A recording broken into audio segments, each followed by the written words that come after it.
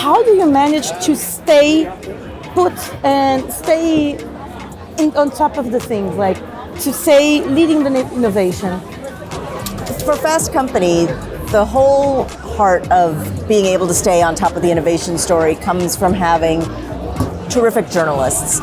We have reporters and writers and editors who read everything. They are at events like South by Southwest meeting innovators and startups and executives that are doing innovative things.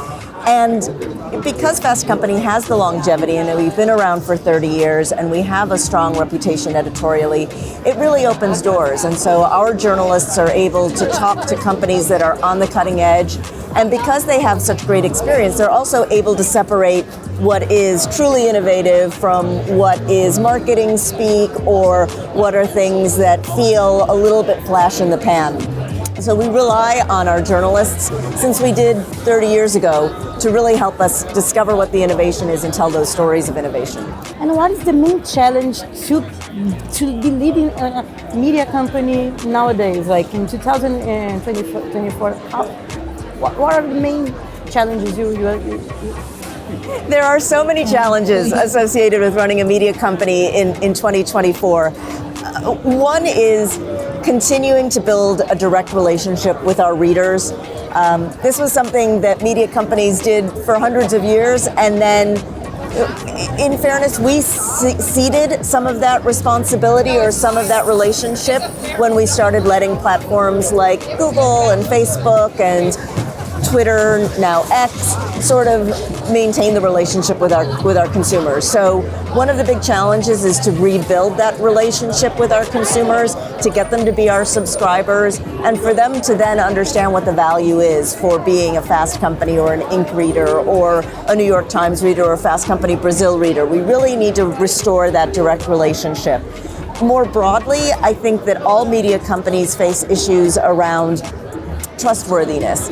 I've said this many times before, other industries are very transparent about the way that they collect information or the way that they make their products and goods.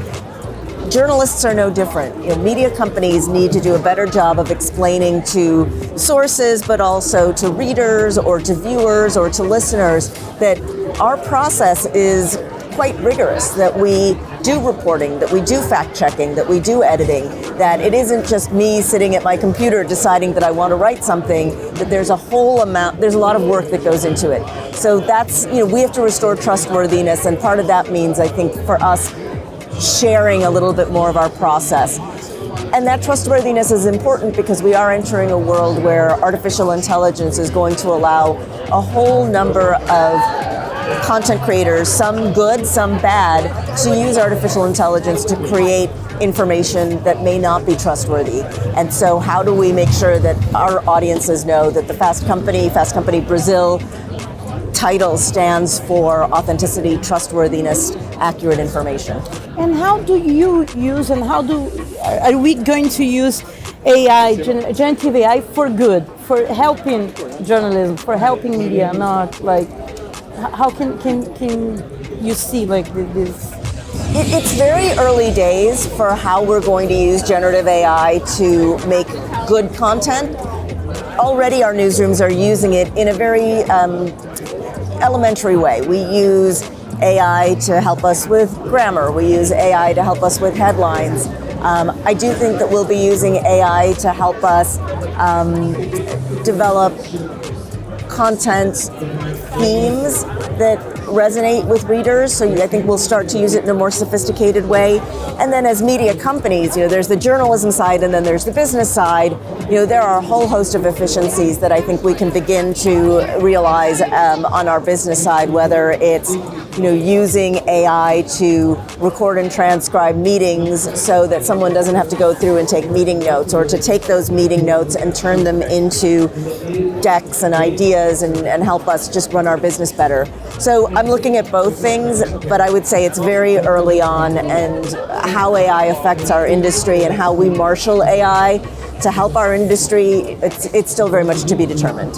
How can we change this trustworthiness that you're saying in our audience? How do we do that? Like, how do you see like misinformation, fake news. How to deal with that in a better way than what happens? I feel like we are, I don't want to be naive, I do feel like we are in a slightly better position than mass market media because our readers are sophisticated. People who are reading a Fast Company or a Fast Company Brazil article, for the most part, they are people who are interested in the kind of deeper analysis that we can provide. And so I imagine that they will have a little bit more of the sophistication necessary to understand that there's grammatical errors in this story. That doesn't seem like something that Fast Company would do. The tone of this article is not in keeping with the tone of most Fast Company articles that I've read. We have sophisticated readers who are going to fairly quickly understand if something, at least in these early days, feels like it was generated by our journalists versus something that was generated by a machine.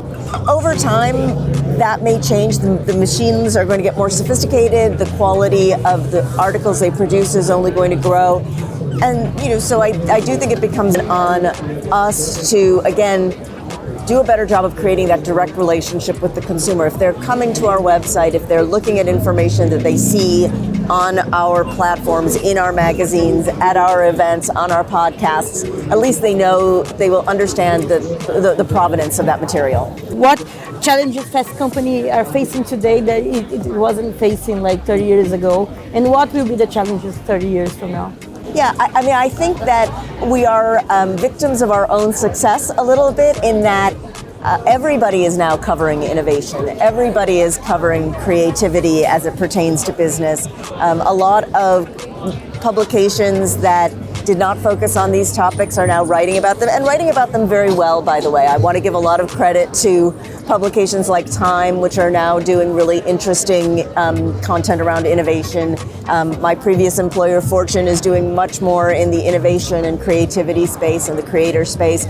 So the challenge is, how do we continue to stay one or two steps ahead of the competition when everybody has realized this is really good stuff to be covering. We want to cover it too. So that's the challenge that we face today.